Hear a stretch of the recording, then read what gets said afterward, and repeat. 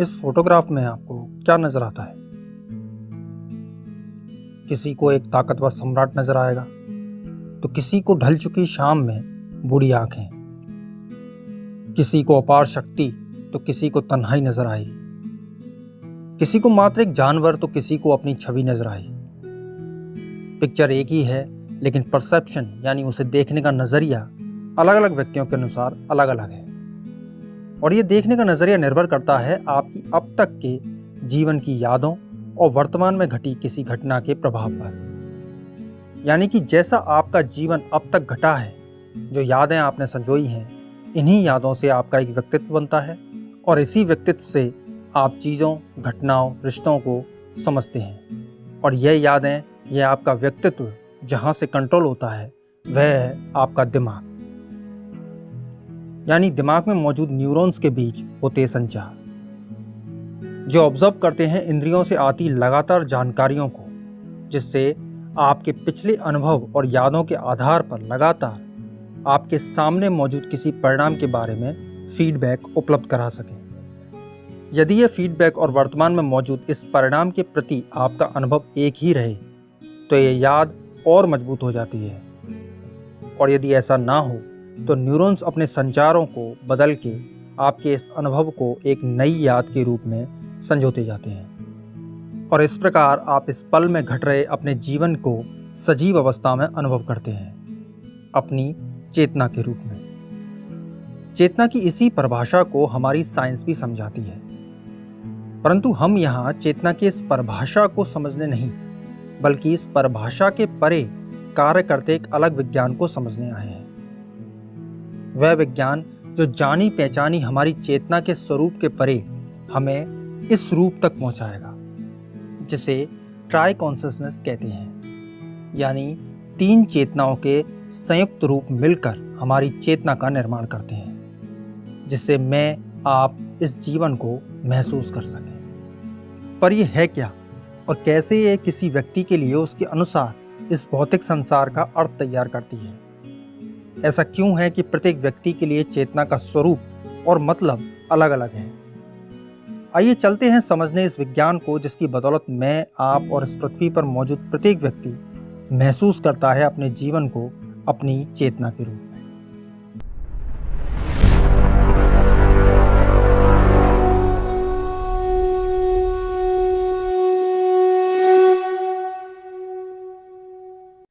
मान के चलिए हमने एक व्यक्ति, एक डॉगी और एक छोटे से पौधे को एक तपते रेगिस्तान में 3 दिन के लिए 5 लीटर पानी के साथ छोड़ दिया है। अब यदि हम 3 दिन बाद देखें तो पाएंगे कि एकमात्र इंसान ही है जिसके पास शायद थोड़ा सा पानी अभी भी बचा हुआ हो। बाकी डॉगी शायद प्यास से बेहाल होगा और पौधा शायद दम तोड़ने लगे, क्योंकि संपूर्ण जीव जगत में एकमात्र इंसान का ही दिमाग एक साथ लाखों जानकारियों को प्रोसेस कर अपने परिदृश्य को समझने की काबिलियत देता है, जिसमें सबसे अहम है अपने भविष्य का आकलन कर पाने की क्षमता। यानी कि किन्हीं खास परिस्थितियों के अनुसार हमारी इंद्रियों से आती हुई जानकारियों का अपने हित में विश्लेषण करना हमारी चेतना का मुख्य स्वरूप है।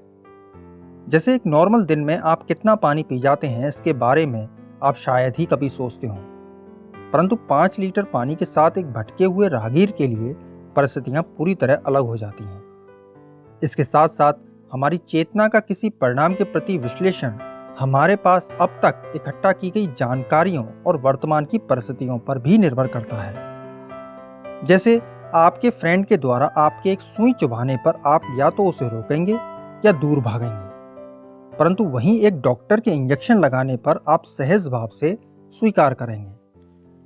परिणाम एक ही है, परंतु वर्तमान परिस्थितियों और अपनी जानकारियों के अनुसार एक को रोकेंगे तो दूसरे को स्वीकार करेंगे। तो हमारी चेतना का वह भाग जिसमें हम किसी परिणाम का विश्लेषण अपनी जानकारियों और वर्तमानिक परिस्थितियों यानी उस परिणाम के रंग, रूप, आकार, भाषा, स्वाद और एहसास के आधार पर तय करते हैं, पी यानी फिजिकल कॉन्शियसनेस कहलाती है, जिसमें हम किसी परिणाम का ऑब्जर्वेशन करने के लिए अपनी सेंसेस या इंद्रियों से आती हुई जानकारियों पर निर्भर करते हैं। परंतु इस तरह की चेतना का सोर्स या केंद्र क्या है? वो क्या वजह है जिससे हमारी इंद्रियों से आती हुई जानकारियां लगातार हमारे दिमाग तक पहुंचकर हमें अपने जीवित होने का एहसास कराती हैं। तो दूसरी तरफ एक मृत व्यक्ति या कोमा में जा चुके व्यक्ति के लिए इंद्रियों और दिमाग में मौजूद जानकारियों का कोई मतलब ही शेष नहीं रह जाता। इसे समझने और हमारी चेतना के सही अर्थ को समझने के लिए हमें किचन में अपनी माता बहनों को खाना पकाते देखना होगा। जब भी हम किसी पैन में सब्जी या तवे पे रोटी सेकते हैं तो उसका केंद्र एक ही रहता है, यानी वह बर्नर जिससे हीट ट्रांसफर होती हुई आपकी सब्जी या रोटी को पकाती है। यदि हम बर्नर को बंद कर दें तो आपका खाना नहीं पकेगा। यहाँ यह तवा और पैन है हमारी फिजिकल बॉडी, यानी हमारा शरीर। बर्नर से आती हुई हीट हमारे शरीर में बहने वाली ऊर्जा या आत्मा है, और पकती हुई सब्जी या रोटी हमारी इंद्रियों और हमारे दिमाग की सजीव अवस्था है, जिससे हम जीवन को महसूस कर पाते हैं। यानी हमारी चेतना या पी कॉन्शियसनेस का एक केंद्र सदैव मौजूद रहता है, जो हमारी इंद्रियों को सजीव रख के हमें जीवन का एहसास कराता है। इस केंद्र को एस यानी स्पिरिचुअल कॉन्शियसनेस कहते हैं, जो नियंत्रित रहती है हमारी आत्मा के उस दूसरे भाग से जिसे कहते हैं सेकेंडरी इंफॉर्मेशन, जहां मौजूद अरबों छोटी छोटी जानकारियां एक साथ मिलकर आपकी पी कॉन्शियसनेस यानी भौतिक चेतना को जीवन के कई रंग रूप परिणामों घटनाओं का आकलन करने की शक्ति देकर प्रत्येक व्यक्ति के लिए चेतना का मतलब और स्वरूप भी अलग अलग कर पाती है। और ऐसा क्यों होता है, इसे समझने के लिए आप इस शब्द को पढ़िए। यह एक अंग्रेजी का आसान सा शब्द है जिसका हमारे अनुसार एक मतलब है अच्छा होना। लेकिन क्या अच्छा है और क्या नहीं, यह तय करेगा हम जीवन के किसी एक खास पल में किस परिणाम के प्रति इस शब्द का इस्तेमाल कर रहे हैं। फॉर एग्जाम्पल, इसका टेस्ट अच्छा है, यह एक अच्छा पार्क है, आपका व्यवहार अच्छा है। तो वहीं दूसरी तरफ इसका टेस्ट अच्छा नहीं है, यह पार्क अच्छा नहीं है, आपका व्यवहार अच्छा नहीं है, इत्यादि। तो जैसा हम यहाँ देख सकते हैं, एक ही शब्द है और उसका एक ही मतलब है, पर दिमाग में मौजूद जानकारियों और परिस्थितियों के अनुसार सभी के लिए इस शब्द का मतलब अलग हो जाता है। जैसे किसी को पार्क अच्छा लगेगा तो किसी को नहीं। और यही एकमात्र वजह है कि क्यों एक ही परिणाम का अर्थ किन्हीं दो व्यक्तियों के लिए अलग अलग होता है। जबकि असल वास्तविकता में यदि हम झांकें तो यह शब्द 4 अलग अलग लेटर से मिलकर बना है, जो एक साथ जुड़कर हमारे लिए एक अर्थ तैयार करते हैं। यहाँ अर्थ से मतलब है किसी परिणाम का भौतिक स्वरूप, यानी जिसका हमारे लिए कोई रूप, रंग, स्वाद, संबंध, एहसास, भाषा इत्यादि मौजूद हो। जैसे इन 4 लेटर्स ने शब्द के रूप में एक अर्थ को तैयार किया। लेकिन यहाँ गौर करने वाली बात यह है कि इन लेटर्स को नहीं पता कि वे किस अर्थ को तैयार कर रहे हैं। किसी परिणाम का अर्थ ऑब्जर्वेशन करने वाले की जानकारियों पर निर्भर करता है, ना कि उस परिणाम में मौजूद वास्तविक जानकारियों के आधार पर। यानी कि इन लेटर्स का अपना कोई मतलब नहीं, ये पूरी तरह स्वतंत्र हैं एक नए अर्थ में बदलने के लिए। फॉर एग्जाम्पल, यदि इनमें से हम एक ओ को हटा दें तो यह देखने वाले की नज़र में ईश्वर के अर्थ के रूप में एक नए परिणाम को जन्म देंगे, और यदि जी और डी की जगह बदल दें तो एक डॉग के अर्थ को पूरा करेंगे। तो पी कॉन्शियसनेस केवल इस शब्द को पढ़ती है या इसके अर्थ को अपनी जानकारियों और मौजूदा परिस्थितियों के अनुसार एक नया अर्थ देती है, परंतु एस कॉन्शियसनेस इन लेटर्स को पढ़ती है जो कई दूसरे परिणामों के अर्थ में बदल सकते हैं। अब इसे बड़े ध्यान से समझिए, ये लेटर्स किसी भी परिणाम का अभौतिक यानी स्पिरिचुअल फॉर्म है, और इन लेटर्स का एक साथ जुड़कर किसी अर्थ में बदलना स्पिरिचुअल फॉर्म का फिजिकल फॉर्म में परिवर्तन है, जिससे ये किसी दूसरे परिणाम के लिए फिजिकली एग्जिस्ट कर सकें। यहाँ ये लेटर्स वे इंफॉर्मेशन है जो किसी परिणाम, जैसे हमारा शरीर या अन्य कोई परिणाम जिसे हम ऑब्जर्व करते हैं, का स्पिरिचुअल फॉर्म को दर्शाती हैं, जो एक साथ जुड़कर उस परिणाम के भौतिक स्वरूप में परिवर्तित होकर उसका एक अर्थ तैयार करती हैं, जिससे वह किसी अन्य भौतिक परिणाम के लिए एग्जिस्ट कर सके, जो दर्शाता है कि मैं, आप या संसार का कोई भी नजर आने वाले परिणाम का भौतिक और अभौतिक दोनों ही रूप मौजूद है, परंतु एक समय पर उसका कौन सा रूप रहेगा यह ऑब्जर्वेशन करने वाले के रूप पर निर्भर करेगा। यानी किसी भौतिक परिणाम के लिए किसी दूसरे परिणाम का भौतिक रूप ही उपलब्ध होगा, तो वहीं किसी परिणाम के अभौतिक रूप यानी उसकी ऊर्जा के लिए किसी दूसरे परिणाम का अभौतिक रूप उपलब्ध होगा।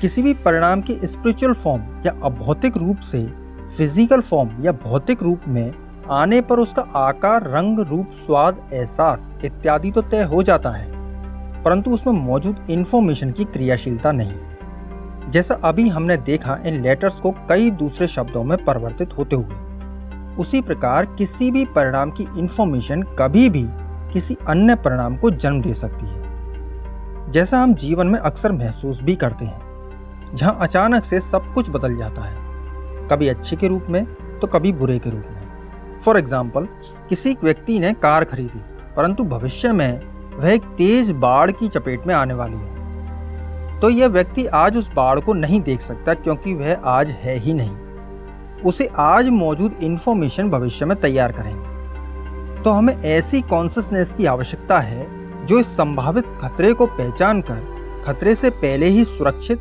या आपको उस खतरे के लिए तैयार कर सके। और ऐसा होने के लिए हमारी एस कॉन्शसनेस हमारे भौतिक संसार को पूरा करने वाली इंफॉर्मेशन के आधार पर देख उनमें समय के प्रभाव से आ रहे बदलावों को ऑब्जर्व करती है, जिससे यह पता लगाया जा सके कि ये इंफॉर्मेशन आपके आने वाले कर्मों के अनुसार किस संभावित परिणाम में बदलकर आपके जीवन को अच्छे या बुरे रूप में प्रभावित करेंगे। और यदि यह प्रभाव बहुत ज़्यादा हानि पहुंचाने वाला या आपके जीवन के रास्ते को बदलने वाला हुआ, तो एस कॉन्शसनेस आपके जीवन में उस परिणाम से पहले ही किसी दूसरे परिणाम को जन्म देकर आप पर पड़ने वाले प्रभाव को नियंत्रित कर सकती है। उदाहरण के लिए, जिस दिन आपकी गाड़ी बाढ़ की चपेट में आने वाली हो, उस दिन अचानक ही आपकी गाड़ी का टायर पंचर हो जाना या बैटरी का डेड हो जाना, जिससे आपको आने वाले परिणाम तक पहुंचने से पहले ही रोका जा सके। भले ही आप इस पल गुस्सा करें या अपनी किस्मत को कोसें,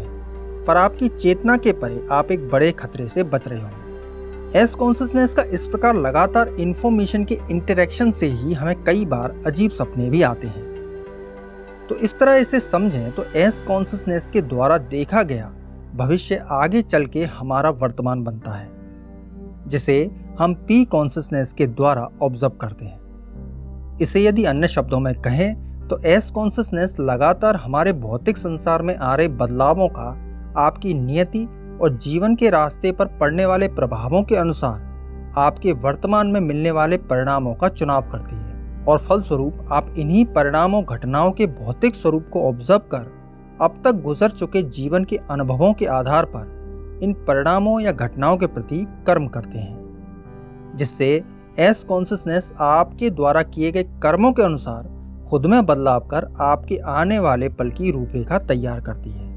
यानी कि आप अपनी पी कॉन्शसनेस से उतना ही देखते हैं जितना एस कॉन्शसनेस आपको दिखाती है, और एस कॉन्शसनेस वही दिखाती है जितनी जानकारी आपने अभी तक इस भौतिक संसार में एकत्रित की है, यानी कि आपके कर्म। और इस प्रकार हमारी चेतना का पल दर पल निर्माण होता जाता है। एक बुरा व्यक्ति बुराई की ओर बढ़ता है तो एक भला व्यक्ति भलाई की ओर।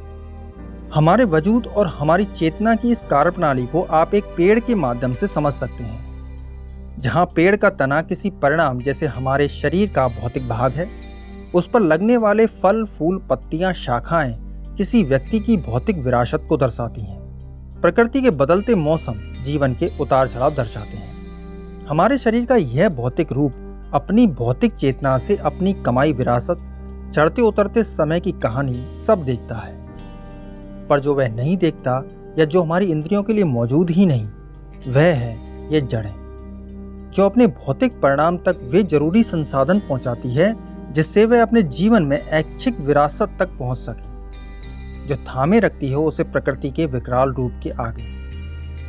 यहाँ ये जड़ें किसी परिणाम यानी कि हमारे शरीर का वह अभौतिक भाग है जो उसकी चेतना को ऊर्जावान रखती है।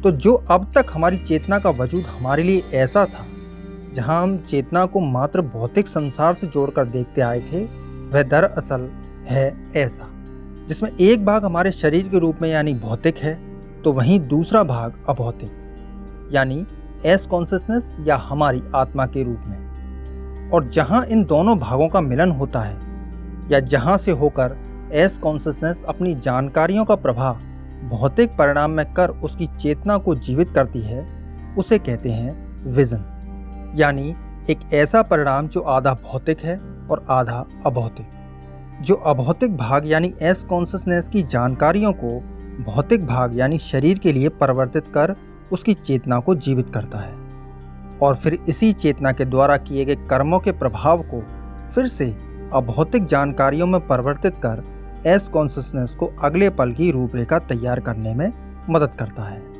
विजन की इस कार्यशैली को आर कॉन्शियसनेस या रिटर्न कॉन्शियसनेस भी कहते हैं। और जैसा नाम से जाहिर है, इस चेतना की मदद से ही आप अपने कर्म, इच्छाएं, प्रार्थनाएं अपनी आत्मा तक पहुंचाते हैं और यहीं से जवाब लौटकर आपको जीवन में किसी परिणाम के रूप में मिलते हैं। विजन का स्थान हमारे शरीर में कहाँ है यह अभी तक ज्ञात नहीं, परंतु वैज्ञानिक दृष्टिकोण से यदि इसके भौतिक स्वरूप की बात करें तो आप इसे हमारे सबकॉन्शियस माइंड या अवचेतन मन से परिभाषित कर सकते हैं। तो हमारी चेतना जिससे हम जीवन को महसूस करते हैं वह दरअसल 3 भागों का संयुक्त रूप है, जिसे SPR या ट्राई कॉन्शियसनेस भी कहते हैं। मृत्यु होने पर चेतना को ऊर्जावान रखे एस कॉन्शियसनेस का भौतिक शरीर से संबंध टूट जाने पर उस शरीर और दिमाग में मौजूद जानकारियां नष्ट हो जाती हैं। रह जाती है तो बस संपूर्ण जीवन काल में आर कॉन्शियसनेस के जरिए एस कॉन्शियसनेस में हुए बदलावों की कहानी, जो फिर से इन्हीं बदलावों के साथ कहीं और एक नए शरीर को धारण कर उसकी चेतना को सजीव करती है, एक नई शुरुआत के लिए।